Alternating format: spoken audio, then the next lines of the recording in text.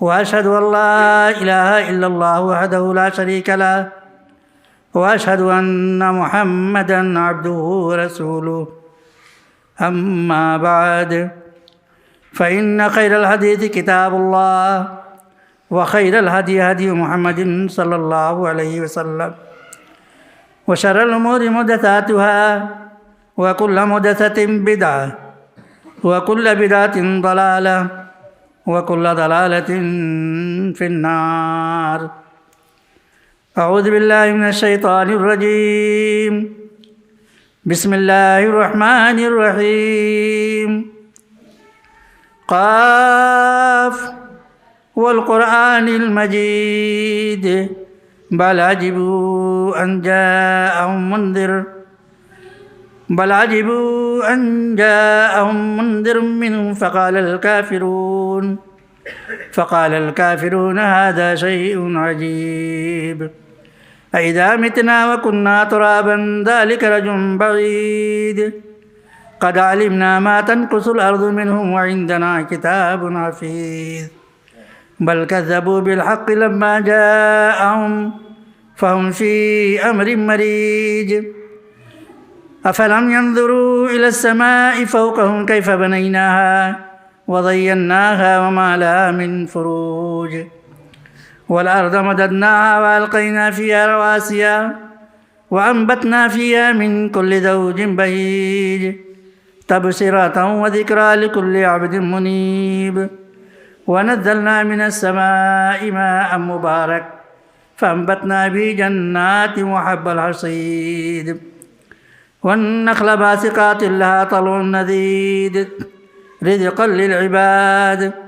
وأحيينا به بلدة ميتا كذلك الخروج كذبت قبلهم قوم نوح وأصحاب الرس وثمود وعاد وفرعون وإخوان لوط وأصحاب الأيكة وقوم تبع كل كذب الرسل فحق وعيد أفعينا بالخلق الأول بل هم في لبس من خلق جديد. وقال تعالى في مقام آخر أعوذ بالله من الشيطان الرجيم. يا أيها الناس اعبدوا ربكم الذي خلقكم والذين من قبلكم لعلكم تتقون الذي جعل لكم الأرض فراشا والسماء بناء وأنزل من السماء ماء فأخرج به من الثمرات رزقا لكم فلا تجعلوا لله أندادا وأنتم تعلمون.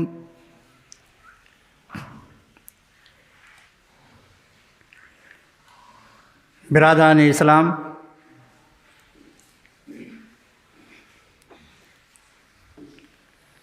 اللہ کی تعریف و توصیف، اس کی کبریائی اور بڑائی اور اس کی حمد و ثنا اور اس کے پیارے نبی جناب محمد رسول اللہ صلی اللہ علیہ وسلم پر درود و سلام کے بعد قرآن مجید کی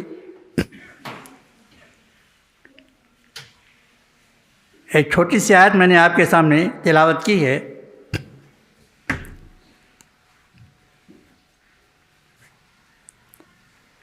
اسی سے متعلق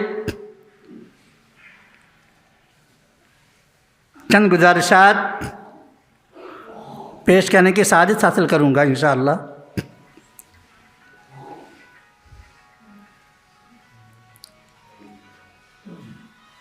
یہ غالباً آپ تمام لوگوں کو معلوم ہوگا کہ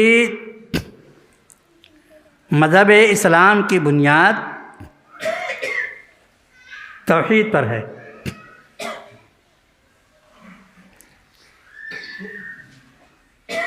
بنی الاسلام علی خمس شہادت اللہ الہ الا اللہ وان محمد عبدہ ورسولہ. جب آدمی مسلمان ہوتا ہے تو یہی کلمہ پڑھایا جاتا ہے کہ اس بات کی میں گواہی دیتا ہوں کہ اللہ تعالیٰ کے سوا کوئی معبود برحق نہیں، اور محمد صلی اللہ علیہ وسلم اس کے رسول اور اس کے نبی ہیں۔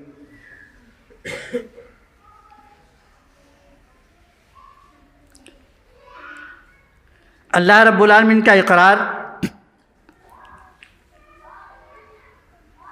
اس کی توحید پر ایمان، اس کی عبادت کو بجا لانا،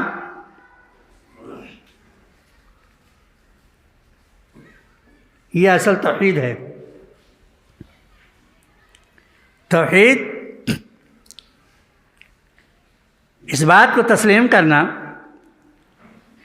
کہ اللہ تبارک و تعالیٰ اپنی ذات کے اعتبار سے ایک ہے، اس کا کوئی شریک نہیں۔ ظاہر بات ہے اللہ ایک ہے،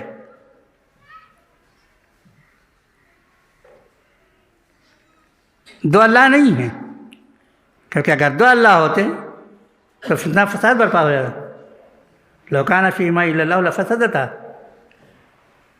اگر آج زمین و آسمان میں کوئی اور خدا ہوتا، کوئی اور اللہ ہوتا تو فتنہ فساد ہو جاتا۔ ایک کہتا نہیں آج دھوپ ہوگی، دوسرا کہتے ہیں آج بارش ہوگی، تو اس سے اختلافات میں نظام کائنات درہم برہم ہو جاتا۔ اس لیے اللہ تعالیٰ ایک ہے، اور وہ اپنی مرضی اپنی کائنات پہ چلاتا ہے جیسا چاہتا ہے، جو بندے کے لیے مفید ہے۔ تو اللہ کی ذات، وہ اپنی ذات میں بھی اکیلا ہے، اپنی صفات میں بھی اکیلا ہے، اپنے اعمال اور کارکردگی میں بھی اکیلا ہے، اور جیسا چاہتا ہے کائنات کا نظام چلاتا ہے۔ اس کی صفات وہ پیدا کرتا ہے، اسی کے ہاتھ میں موت و حیات ہے، وہ روزی دیتا ہے۔ یہ تمام چیزیں اللہ تعالیٰ کے ہاتھ میں، کسی اور کے ہاتھ میں نہیں۔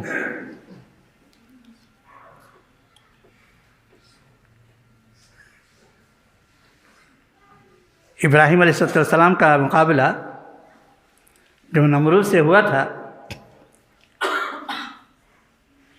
تو نمرود نے کہا کہ بتاؤ تمہارا معبود کون ہے؟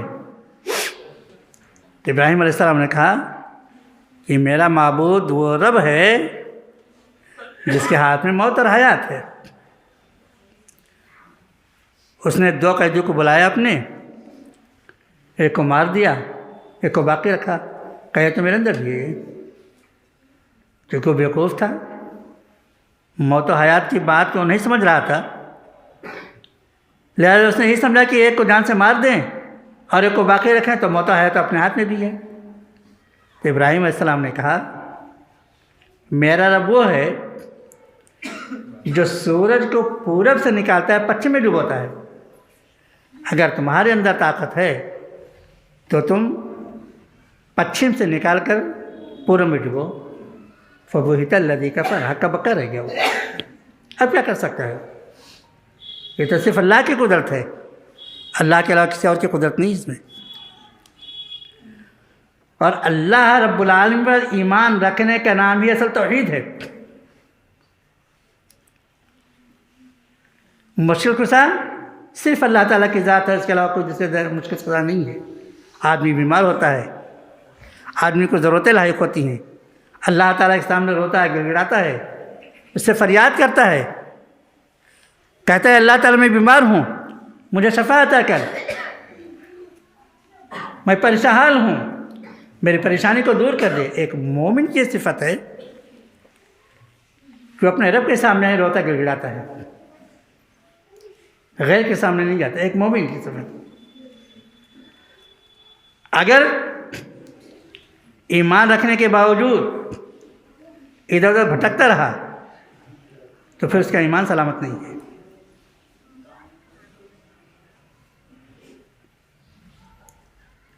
اس لیے اللہ تبارک و تعالیٰ نے قرآن مجید میں مومنوں کو جب خطاب کرتا ہے تو کہتا ہے یا ایھا الذین آمنوا قوا انفسکم واہلیکم نارا، اے مومنو تم اپنے آپ کو اور اپنے اہل و عیال کو، اپنے بال بچوں کو اس جہنم کی آگ سے بچاؤ جس کے اندر انسان اور پتھر ہوں گے۔ ہم میں سے کون ایسا جس کے پاس اولاد نہیں؟ یقیناً ہیں اور آئیں گے بھی۔ تو ہمارا فرض بنتا ہے کہ اولاد کی جب نشو و نما کریں، ان کی تربیت کریں تو توحید کی بنیاد پر کریں۔ پہلے ہم بچے کو توحید سکھائیں کہ توحید کسے کہتے ہیں، اس کے ابتدائی سے اس کے عقیدے کو مضبوط کر دیں۔ جب بچہ کا ذہن توحید پر پرفیکٹ ہو جائے، اب وہ بچہ کہیں بھی جائے پڑھنے کے لیے، کالج میں جائے، یونیورسٹی میں جائے، اپنے دوستوں کے محفلوں میں جائے، وہ عقیدہ برباد نہیں کرے گا اپنا، بلکہ اللہ توفیق دے گا تو اپنے ساتھیوں میں سے کسی نہ کسی کے ذہن کو سدھارے گا بھی، دلیل سے سدھارے گا۔ تو ہمارا آپ کا فرض یہ ہے کہ ہم اپنے بچوں کو پہلے توحید کی تعلیم دیں، خود توحید سکھائیں اور بتائیں کہ اللہ تعالیٰ نے ہم کو پیدا کیا، اللہ تبارک نے تم کو پیدا کیا، اللہ تعالیٰ ہم کو روزی دیتا ہے، تم کو روزی دیتا ہے، اللہ تعالیٰ تم کو بھی زبان دی ہے، یہ آنکھیں جسے ہم دیکھتے ہیں یہ اللہ تعالیٰ نے عطا کی ہے، یہ زبان جس سے ہم آواز بولتے ہیں، جس سے ہم کھانا کھاتے ہیں، یہ اللہ تعالیٰ نے عطا کیا ہے، یہ پیر جس سے ہم چلتے ہیں یہ اللہ تعالیٰ نے ہم کو دیا ہے، یہ ہاتھ، سارے اعضاء اللہ تعالیٰ نے عطا کیا ہے۔ تو جو ساری چیزوں کو اللہ تعالیٰ نے پیدا کیا ہے، تو ہمارا کیا فرض بنتا ہے؟ ایک انسان کا فرض یہ بنتا ہے کہ اللہ ہی کی عبادت کرے، اور چونکہ اللہ تعالیٰ نے تنہا پیدا کیا ہے، اس سے تنہا اسی کی عبادت کرے اور اس کی عبادت میں کسی دوسرے کو شریک مت کرے، کہ ان سے پیدا کرنے میں بھی دوسرے کو شریک نہیں کیا ہے۔ اللہ ایک ہے، اکیلے ہم کو اس نے آپ کو پیدا کیا ہے، اکیلے اس نے پوری کائنات کو رچایا ہے، اکیلے اس نے دھان کے پر فصل پیدا کرتا ہے، ہر موسم میں مختلف قسم کے فصل دیتا ہے، مختلف قسم کے غلات دیتا ہے، مختلف قسم کے فروٹ لاتا ہے، قسم قسم کے میوے پیدا کرتا ہے، یہ صرف اور صرف اللہ تعالیٰ کرتا ہے، اللہ کے علاوہ کوئی دوسرا نہیں کرتا ہے۔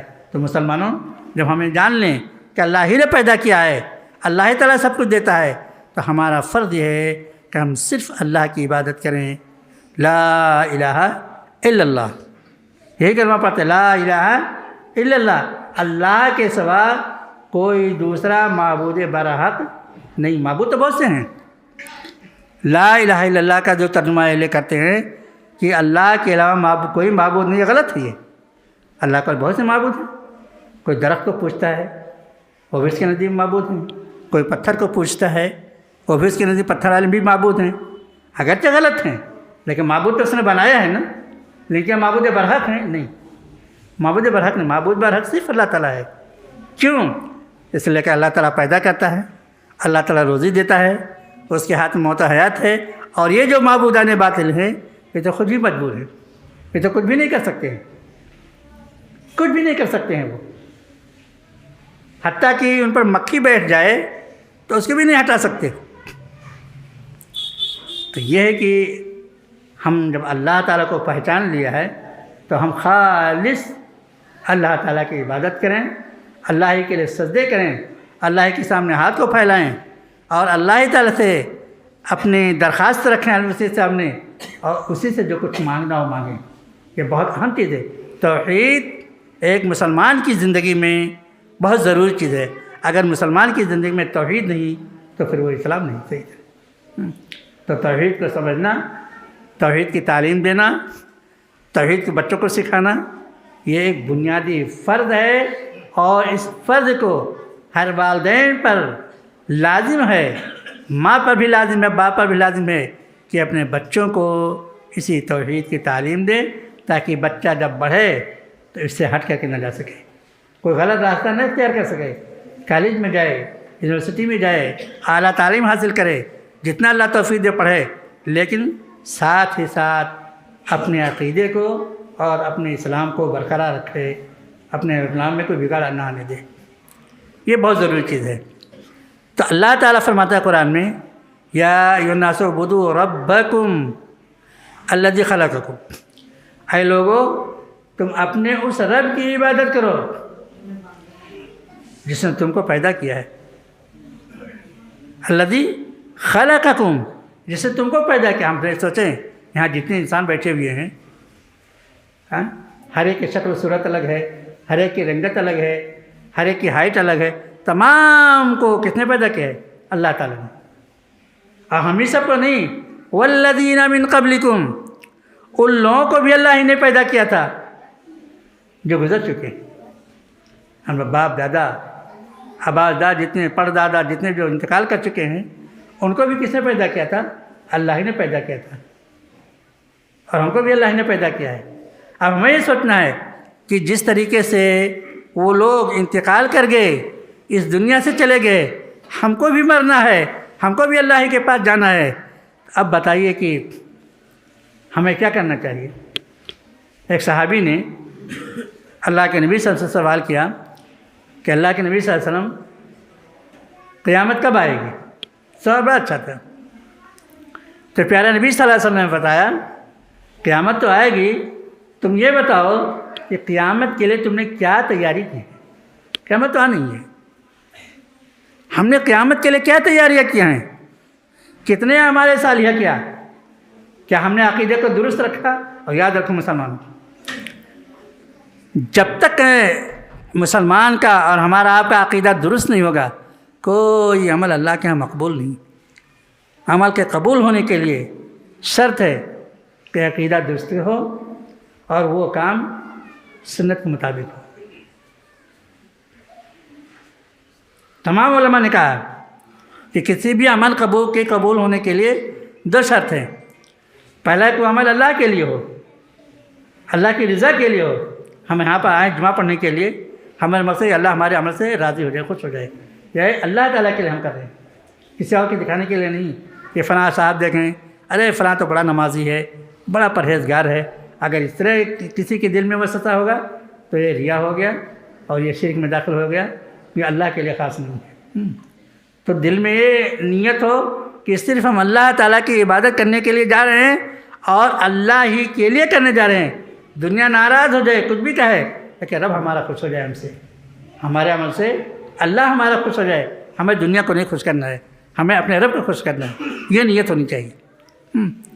اور دوسرا مسلمان یاد رکھو کہ ہمارا کوئی بھی عمل ہو، نماز ہے، روزہ ہے، زکوٰۃ ہے، کھانے پینے کی عادت، ساری چیزیں ہماری سنت کے مطابق ہونی چاہیے۔ سنت کے مطابق کیا مطلب؟ یعنی رسول اللہ صلی اللہ علیہ وسلم کے طریقے کے مطابق ہونی چاہیے۔ ہم کھانا کھائیں تو دائیں ہاتھ سے پہلے بسم اللہ کریں، یہ کہ اللہ کے نبی صلی اللہ علیہ وسلم پہلے بسم اللہ کرتے تھے، اس کے بعد دائیں ہاتھ سے کھانا کھائیں اور اپنے قریب سے کھانا کھائیں، یہ نہیں کہ ادھر ادھر سے اٹھائیں، نہیں، اپنے قریب سے کھانا کھائیں، یہ رسول اللہ صلی اللہ علیہ وسلم کی عادت تھی۔ تو کوئی بھی کام کریں رسول اللہ صلی اللہ علیہ وسلم کی سنت کے مطابق کریں، اس وقت احساس ہوگا کہ ہم مسلمان ہیں اور رسول اللہ صلی اللہ علیہ وسلم ہمارے نبی ہیں، ہماری رہنمائی کے لیے آتے، ہمارے پیارے نبی صلی اللہ علیہ وسلم ایسے ہی عمل کرتے تھے، اس لیے ہم اس عمل کو کر رہے ہیں۔ یہ ہمیشہ یاد رکھیے، کوشش کیجئے کہ رسول اللہ صلی اللہ علیہ وسلم کی سنت کو سیکھیے، اس لیے کہ آج کے دور میں رسول اللہ صلی اللہ علیہ وسلم کو سنت کو مٹانے کے لیے بڑی تحریکیں چل رہی ہیں، بڑی تنظیمیں چل رہی ہیں۔ کچھ لوگ آتے ہیں شکوک و شبہات میں چھوٹے سے بچوں کو ڈال دیتے ہیں اور وہ بچہ کچھ نہ جانتے ہوئے ان کے فیور میں بھاگ جاتا ہے۔ تو یہ آپ کی ذمہ داری ہے کہ خود توحید سیکھیں اور بچے کو توحید پہ مکمل مضبوط بنا دیں اس کے ذہن کو، کہ کسی محفل میں جائے، کسی کالج میں یونیورسٹی میں جائے، کسی کہیں بھی اپنے دوستوں کے درمیان رہے، اس کا ایمان متزلزل نہ ہو سکے، اس کا عقیدہ نہ بھٹک پھر سکے، اور اپنے عقیدے میں مضبوط رہے۔ یہ بہت ضروری ہے، یہ آپ کا ہر ماں باپ کا فرض ہے کہ اپنے بچوں کو توحید پر پرفیکٹ کریں، توحید کی تعلیم خود بھی تو سیکھیں توحید کو، اور توحید ہی بچوں کو بھی سکھائیں، تاکہ ہماری موت ہو، آپ کی موت ہو، ماننا ہی ہے تو توحید پر موت ہونی چاہیے، شرک بدعت پر نہیں۔ یہ بہت ضروری چیز ہے۔ تو توحید یہ اصل ہے توحید سیکھنا ہمارا آپ کا فرض ہے، اور توحید یہی ہے کہ اللہ تعالیٰ اپنی ذات میں، اپنے اعمال میں، اپنی صفات میں ایک ہے، اس کا کوئی شریک نہیں ہے۔ ایک ہی اللہ ہے جو سورج کو نکالتا ہے، ایک ہی اللہ ہے جو دن لاتا ہے، رات لاتا ہے، ایک ہی اللہ ہے جو بارش دیتا ہے، ایک ہی اللہ ہے جو مختلف قسم کے غلات پیدا کرتا ہے، ایک ہی اللہ ہے جو مختلف قسم کے فروٹ بھی پیدا کرتا ہے۔ غرض کہ انسان کو جن جن غذاؤں کی ضرورت ہوتی ہے وہ تمام اللہ تعالیٰ پیدا کرتا ہے، اور اس کے پیدا کرنے میں کوئی اس کا شریک نہیں ہے، اس کے پیدا کرنے میں کوئی اس کا شریک نہیں ہے۔ یہ اعتقاد ہونا چاہیے مسلمانوں کا۔ تو اسی اعتقاد پر ہمیں آپ کو قائم بھی رہنا ہے، اور یہی اعتقاد اسلامی عقیدہ بھی ہے، اور اسی اعتقاد کی کوشش بھی کرنی چاہیے۔ اور مسلمانوں، بچوں کو سنبھالنا اور بچوں کی تربیت دینا یہ بہت بڑی ضروری چیز ہے، اس لیے کہ ہر ایک آدمی کی خواہش ہوتی ہے کہ بچہ ہمارے لیے مفید ہو۔ کیسے مفید ہو؟ بچہ بڑا ہو کر دنیا میں بھی، زندگی میں بھی ہمارے دعائیں کرے، اور مرنے کے بعد بھی ہمارے لیے اللہ تعالیٰ سے دعائیں مغفرت کرے۔ اللہ تعالیٰ ہمارے ماں باپ کو بخش دے، اللہ تعالیٰ انہیں جہنم کی آگ سے بچا لے، اللہ تعالیٰ انہیں اپنے جنت میں داخل کرے۔ اس طرح کی چیزیں بچوں کو کب احساس پیدا ہوگا؟ جب آپ بچوں کی ذہن سازی کریں گے، بچوں کے ذہن کو اسی طریقے سے سنوارنے کی کوشش کریں گے، بچپنے ہی سے بچوں کو توحید کی تعلیم دیں اور یہ سب بتائیں، تو انشاءاللہ بچہ جب سیکھے گا تو وہی بچہ آگے چل کر کے جب تک زندہ رہے گا، آپ بھی زندہ رہیں گے، نماز پڑھے گا تو اپنے ماں باپ کے لیے دعا بھی کرے گا، اور ماں باپ اگر انتقال کر گئے تو اللہ تعالیٰ سے یہی دعا کرے گا، اللہ تعالیٰ ہمارے ماں باپ کو بخش دے، ان کو جہنم کی آگ سے بچا لے، اور ان کو جنت الفردوس میں داخل کر۔ یہ کب ہوگا؟ جب آپ بچے کو بچپن ہی سے صحیح تعلیم دیتے رہیں گے۔ تو یہ تعلیم دینا بچوں کے لیے بہت ضروری چیز ہے، کیونکہ آپ ایک منفرد قوم ہیں، آپ وہ ہیں جس صرف اللہ کی توحید پر ایمان رکھتے ہیں۔ تو جس طرح آپ اللہ کی توحید پر ایمان رکھتے ہیں، آپ کا فرض ہے کہ آپ اپنے بچوں کو توحید کی تعلیم دیں، اور اس کو بھی اس کے ذہن کے اندر توحید کو راسخ کر دیں، اور بتائیں کہ صرف اللہ کی عبادت کرو، اللہ ہی نے ہم کو تم کو پیدا کیا ہے، اور نہ کسی درگاہ پہ جانا ہے، نہ کسی مزار پہ جانا ہے، نہ کسی پیر کے پاس جانا ہے، نہ کہیں جانا ہے، صرف اور صرف اللہ کے پاس جانا ہے۔ دینے والی ذات صرف اللہ کی ہے، اور یہی اسلامی عقیدہ ہے، اور یہی اسلامی عقیدے پر ہم کو آپ کو قائم بھی رہنا ہے، اور یہی اسلامی عقیدہ کی تعلیم بچوں کو بھی دینا ہے۔ تو اللہ تعالیٰ کہتا ہے یا ایھا الناس اعبدوا ربکم الذی خلقکم والذین من قبلکم لعلکم تتقون۔ اے لوگو، تم اپنے اس رب کی عبادت کرو جس نے تم کو پیدا کیا ہے، اور ان لوگوں کو بھی جو تم سے پہلے تھے ان کو بھی اللہ ہی نے پیدا کیا، لعلکم تتقون، تاکہ تمہارے اندر تقوی پیدا ہو، اللہ کا خوف پیدا ہو۔ کیسے پیدا ہوگا؟ بھائی ہم کو بھی اللہ نے پیدا کیا، ہمارے آبا اجداد کو بھی اللہ نے پیدا کیا، وہ چلے گئے، انتقال کر گئے، جس طرح سے وہ چلے گئے ہیں ہم کو بھی مر کے مرنا ہے۔ جب مرنا ہے انسان ڈرے گا، اور سوچے کہ اب ہم کو بھی جب مرنا ہے اور مر کر اللہ کے پاس جانا ہے، تو ایسے اعمال کریں جو اللہ کی مرضی کے مطابق ہو، ایسے اعمال کریں جو رسول اللہ صلی اللہ علیہ وسلم سے صحیح طریقے سے ثابت ہو، تاکہ وہ عمل ہمارا اللہ کے ہاں مقبول ہو، اور اللہ کے پاس جب جائیں تو ہمیں شرمندگی نہ حاصل ہو۔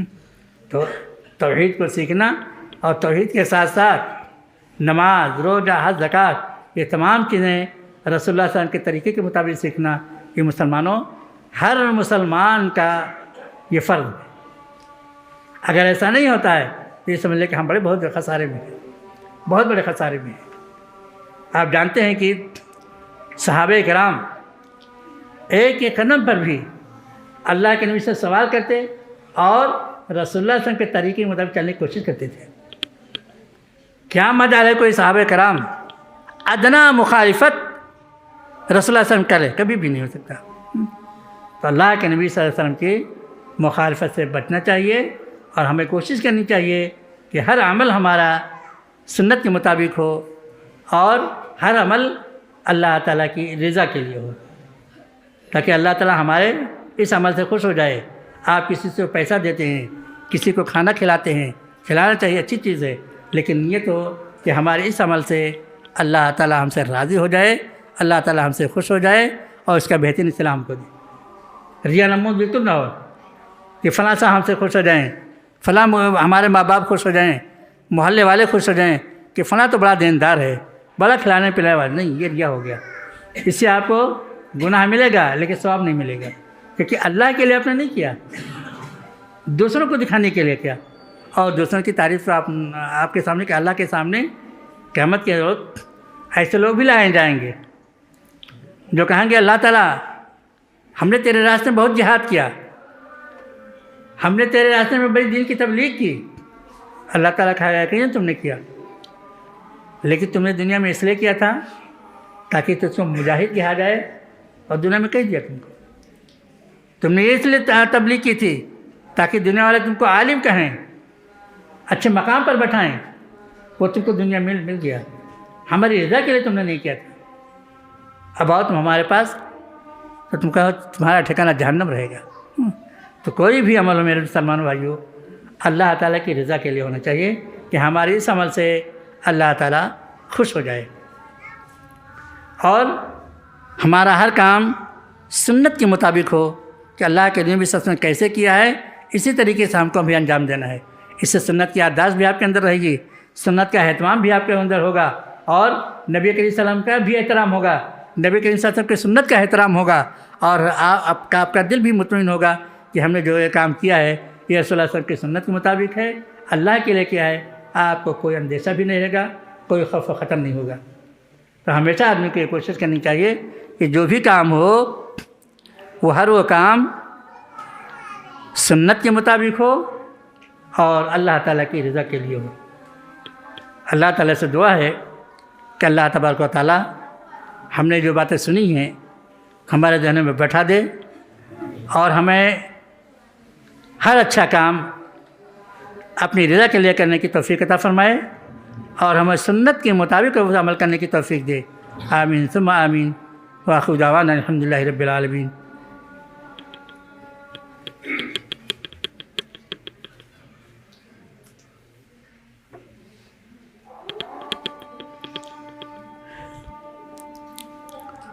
الحمد